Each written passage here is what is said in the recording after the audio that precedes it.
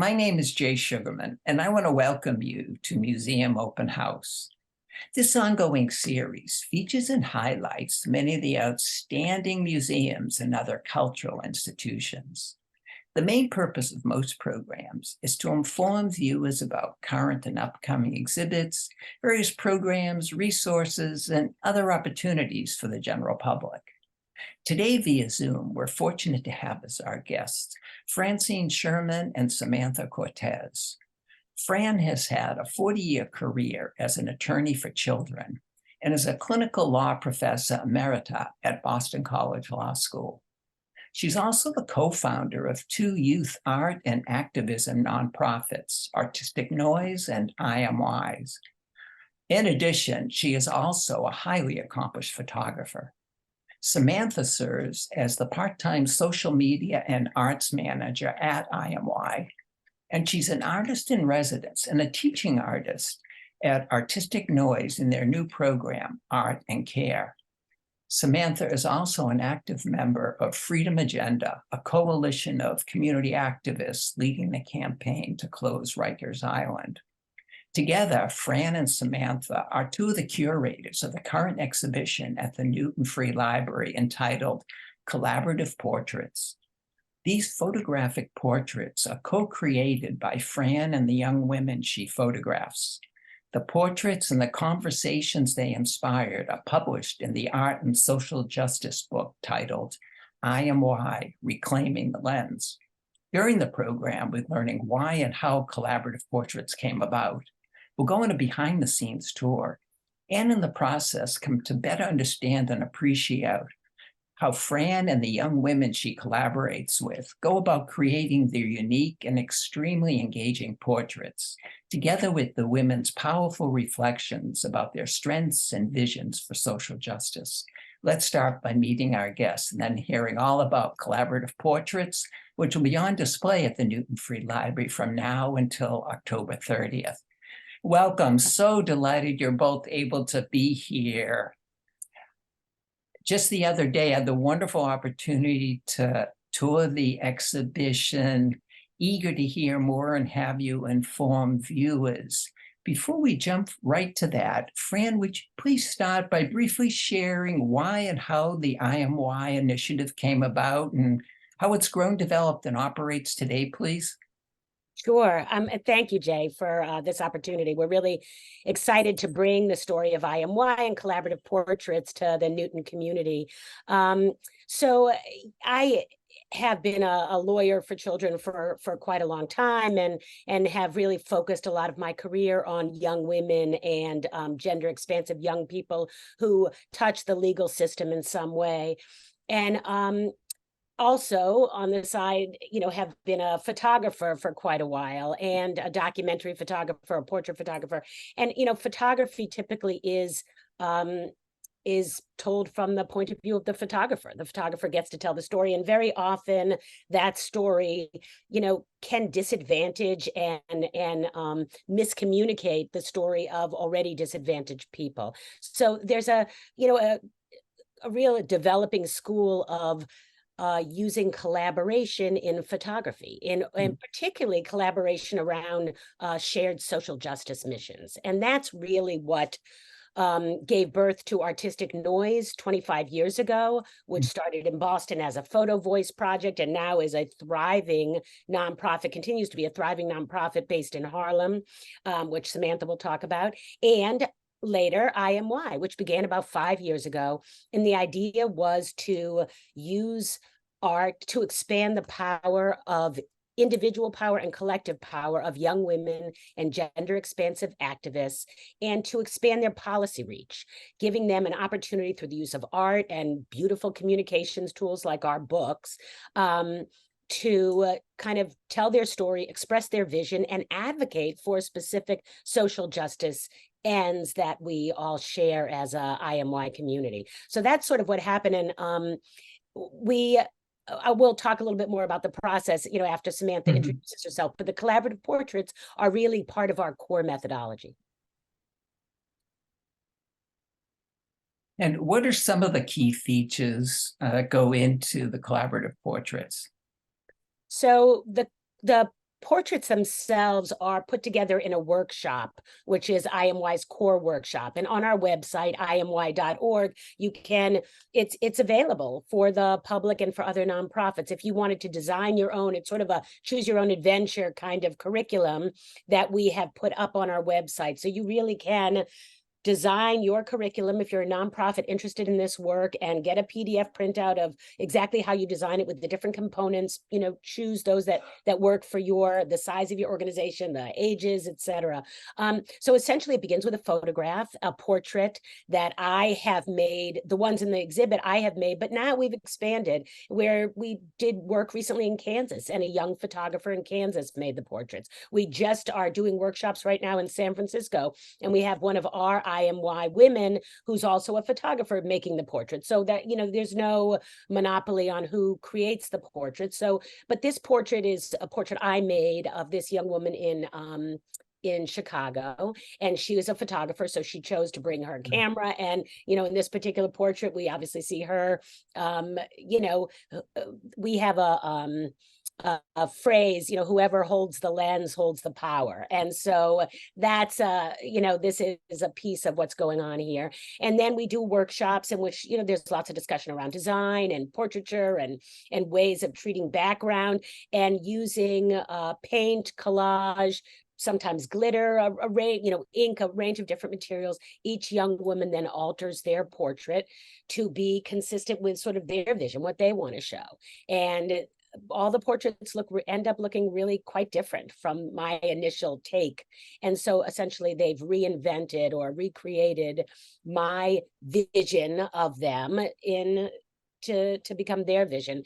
In this one, it looks to me like she has wings and she's sort of out, and I like the way she's used the speckled background and the crown. I mean, there's lots of elements, design elements that we see repeated by the young women who do these portraits. Now, as we see some of the examples, we'll see the unique nature of all of them. You mentioned the process, and we're fortunate to have some shots from the exhibition, 3 of them featuring Tamara. Would you explain the process as we go through the images, please? Yeah, this is a terrific example. So Tamara's Boston-based, and you can tell by the architecture. And in part, when I make the original portraits, I'm trying to create them as environmental portraits and really show the young women in positions of power in their community, in their space, get some information about the city, the location, the young woman herself, staring at, looking at the camera, the sort of gaze of the young woman. And so you really look at this, and this is, to anyone familiar with Boston, it would clearly be a Dorchester neighborhood or a neighbor, somewhere in Boston with our distinctive architecture. And that's how I saw it, with the flag, the shadows, the architecture. And then then Tamara took the image and she made it her own. She did highlight the flag, but as you'll see from her statement that she wrote, she's talking a little bit about time and about being clocked and watched and the idea of freedom. And here you go. The last piece of our process after the young woman alters her portrait is to scan that portrait. And then we have a template for what we call an IMY statement, which is I am, and then choose a quality that you believe expresses who you are, your vision of yourself. The text, the middle text, is how is that quality understood or misunderstood? How has it helped? How has it hurt? And then the last part, I am why, is a vision for the future. So Tamara talked about I am free. Why? Marginalized, not motivated, clocked, punished instead of praised. I am why we will fly. And clearly she's talking about incarceration in some way, these kinds of experiences without being too specific about it. And free and fly are her, and it's clear she's altered the portrait with that statement in mind. So there's kind of 3, then this is digitally put on the image, which is scanned. So this is the final poster, but I will say, and then turn it over to Samantha, that in the curation, and Samantha was one of the curators of this exhibit, the decision by the curators was made to show the intermediate step. And so what you'll see hanging in the exhibition is that intermediate step framed. And that's because that is the original collaborative portrait. That is the photograph with the work that each young woman has done, you can see the dimension, the texture. You really can see that all, both their hands and my hands touch the image. Now, what I especially like, in addition to the reflections, is in the book, which I've also had the wonderful opportunity to read, the commentary by other people who are involved in the project about their fellow peers' work. A terrific addition to the book and to the whole process. Yeah, we can talk about it, but the book was created during the pandemic lockdown period where we could no longer do workshops for a period of time. And so the young women of IMY at that time said, we have this body of work. What are we going to be doing? We can't do our workshops. We can't travel. And we got on Zoom, and over the course of really remarkably 8 months, we went from concept to publication. And those conversations were all we basically went through each image, talked about them, edited the conversations, and then that's the text of the book. Correct. Wonderful, wonderful. Well, Samantha, eager to hear your story. Welcome. Would you please start by sharing why and how you became involved with IMY? So I got involved with IMY upon my completion of being a participant in Artistic Noises Arts and Entrepreneurship Program. So I connected with IMY through the Alumni to Alumni workshop, where I got to sit in a core workshop facilitated by IMY. And what appealed to you about the initiative and the whole process? I was a young mother, and I'm still a young mother, but I had recently came back from Puerto Rico at that time. And being a young mom, the first thing that comes to my mind is always my son. So when I think about the world he wanted to live in, I really wanted to reframe the things that impacted me through the systems I had went through. So that is what sparked my interest for wanting to participate in the core workshop. And then could you speak a little bit as we bring up your portrait, a little bit about your process that was involved in creating this, the collaboration, and the key features in the finished product that we see here that you wanted to express? Well, there are two significant colors that stand out for me when creating this piece, which was orange and blue. And the orange and blue is supposed to represent the relationship between me and my son. And then throughout the photo, you'll see some butterflies overlapping each other. Some are cut out. You'll see one hanging with the ghost, There was a period of isolation that I was coming out of during the pandemic. And knowing that I didn't want to continue to be in isolation. I wanted to be in community, and joining in on the workshop has led me to connect with activists from across the country and, support each other in our advocacy efforts and, skill building with one another. What's been some of the reaction and feedback from your peers or others with regard to your portrait here? In regard to my portrait, I feel like everyone in IMY has their own story. And when it comes to my story, it's more of me being vulnerable with my peers so that they can feel safe to then build skills with me, if that makes sense. It's we're all eager to learn, but how do we take our artistic abilities and apply it to advocacy? How do we apply it to policy? And I definitely think it's a learning process with one another. And the way I allow my peers to feel like they're in a safe space to advocate with me is by showing up with my vulnerability. What are some of the ways in which your involvement so far has benefited you? Well, one, when I came out of Artistic Noise, I gained the skills of arts and entrepreneurship. But now that I've come into IMY, I've been able to expand my skills with art and not just applying it to, themes of what I do personally, but then themes of things that impact my community and policies that monitor youth that come out of the juvenile justice system, youth who come out of the behavioral health system. Wonderful, wonderful. And if I could just add, Jay, just a Please. little, kind of praise for Samantha, who really is just extraordinary. And, follow us on IMY Justice Instagram, and that's Samantha. Samantha's our social media manager. Take a look at our blogs. That is Samantha. She is posting and making sure that moves. You will see if you follow us, and you'll be a part of our Giving Tuesday campaign, which is our first really organized, tight Giving Tuesday campaign. That's Samantha's pushing that forward.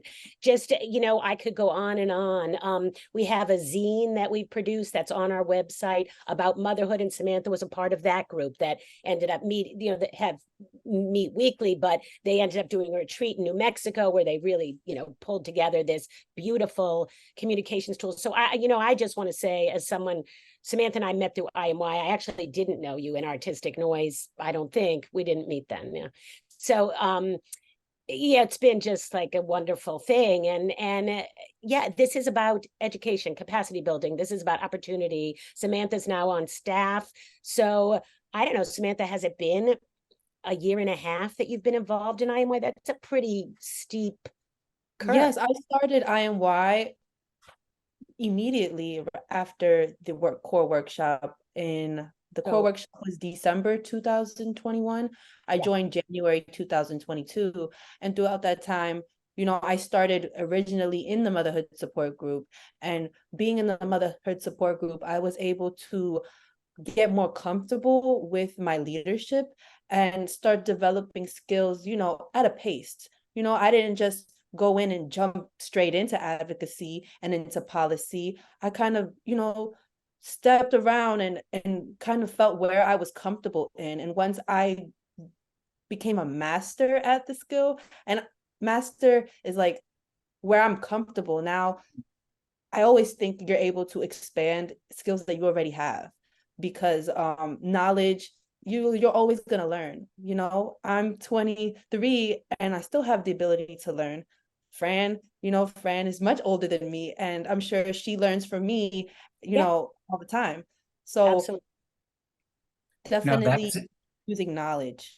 That's indeed one of the strengths of this whole collaboration process, is everybody building on each other's strengths, learning from each other, and in this case, producing these incredible visual portraits and statements. Thank you so much for sharing. And I know in the credits, Samantha will have your contact information for viewers and others to find out more about your work. Fran, as we go back to the exhibit, we're fortunate to have a few other images, and I'd like you to highlight some of the features you intend viewers to appreciate, please. Well, there are just a couple of things. I mean, in the curation, we try to provide examples of different kinds of things young women did with their portraits. This is Jocelyn in San Francisco, and it was through our collaboration with the Young Women's Freedom Center and the workshop we did there. And now we're doing continuing workshops through contract with them. But Jocelyn barely altered her portrait, right? If you look at it, she added the music notes, she added the flower, which is part of her representation of her Indigenous community, and she put an aura around herself, and that's all she did. She didn't change her portrait barely at all. And then if you go to the next one, we have Ebony. Now, you wouldn't know that this portrait was taken in downtown Brooklyn. She's no place. She's behind, in a sea of blue, and the hands and the crown and the person canoeing over the in her crown. And I think you'd have to ask Ebony what her intent was here. I mean, one of the things we were doing at the opening of the exhibition is going around and kind of having people look at the images and say, what do they say to you without the words? then go to the book and see the words and see, you know, where the connect and disconnect is there. So, but this is Ebony in Brooklyn, and she's, and actually a lot of young women have eliminated their background and kind of forefronted themselves in some way, which is, I think, interesting as well, you know. Well, we're fortunate to have one more that incorporates all the features. Would you share some commentary and insight, please? Yeah, this is Sochi Larios, and also she's from Oakland, California, and works with Courage, which is an organization, a youth advocacy organization in Oakland. And Sochi's a very powerful advocate, has done a lot of really impressive work in the Bay Area.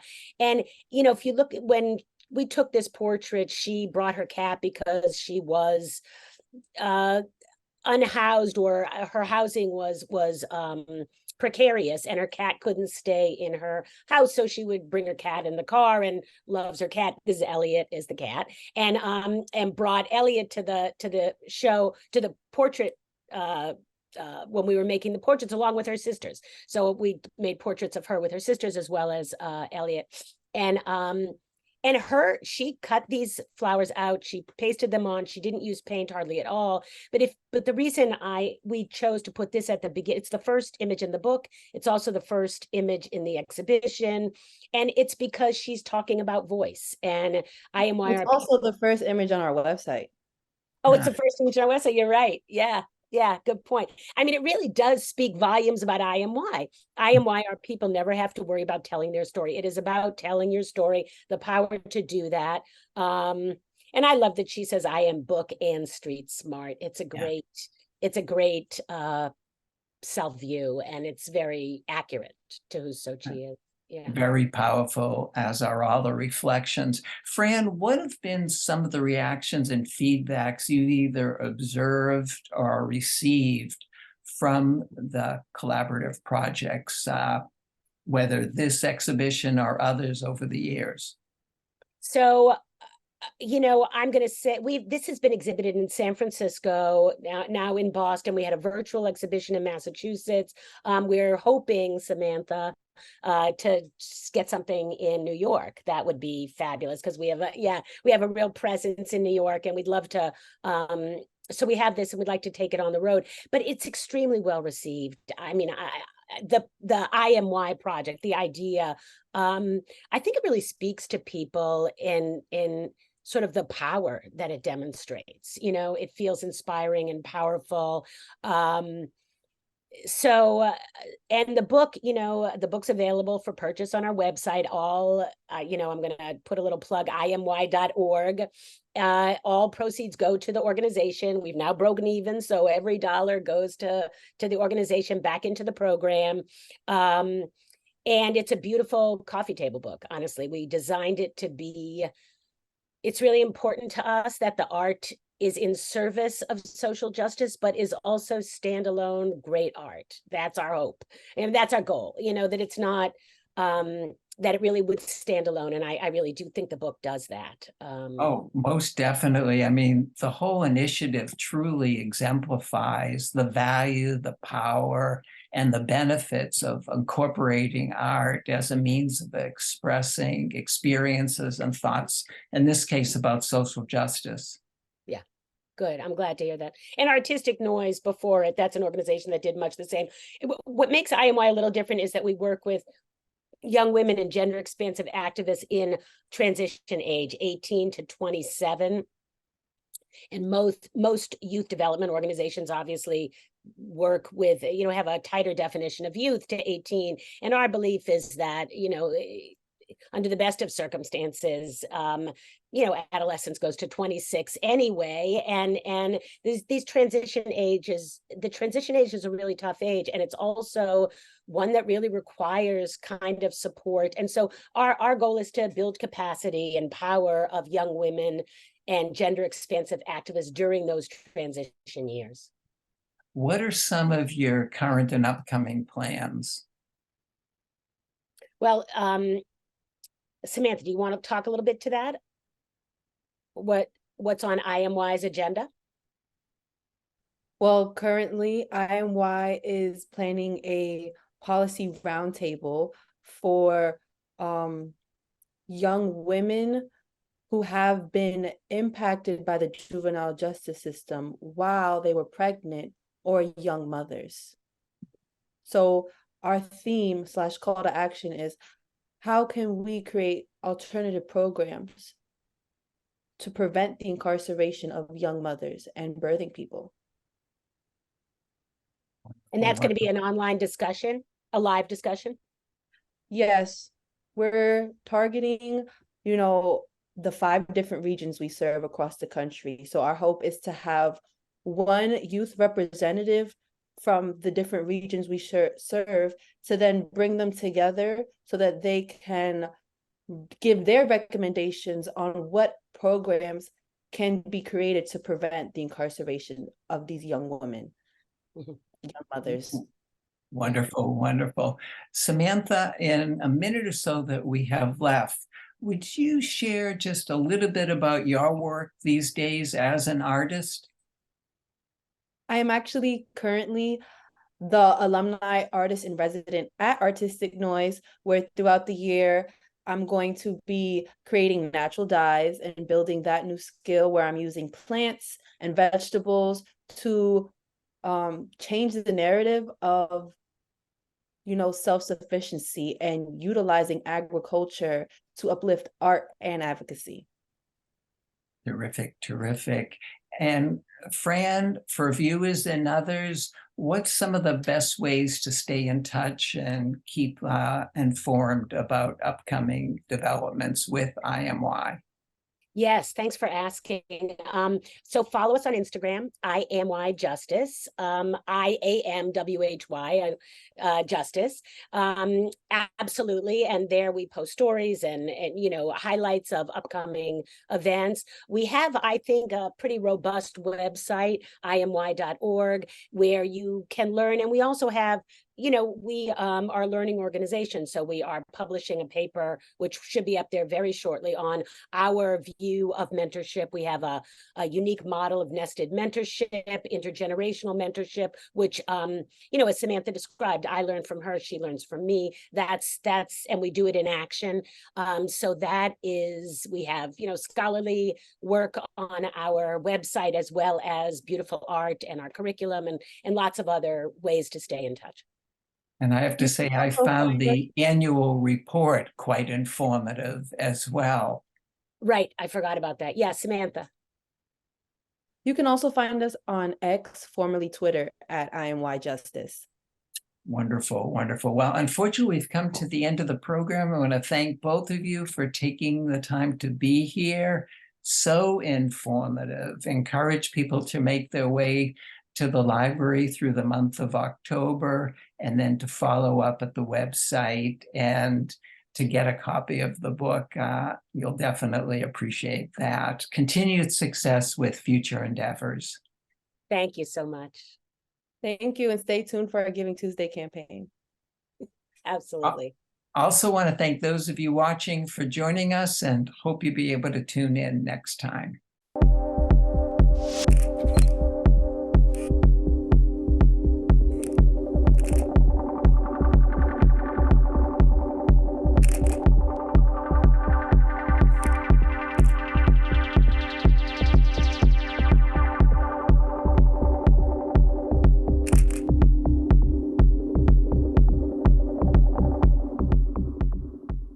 Son, love is like the ocean. You have to tread the waters. Dad, that's not the kind of help I needed.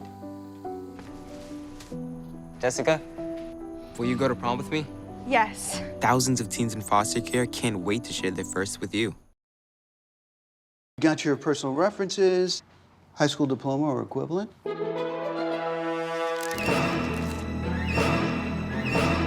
Skip the drama. Get your diploma. It's right there. Find free adult education classes at finishyourdiploma.org.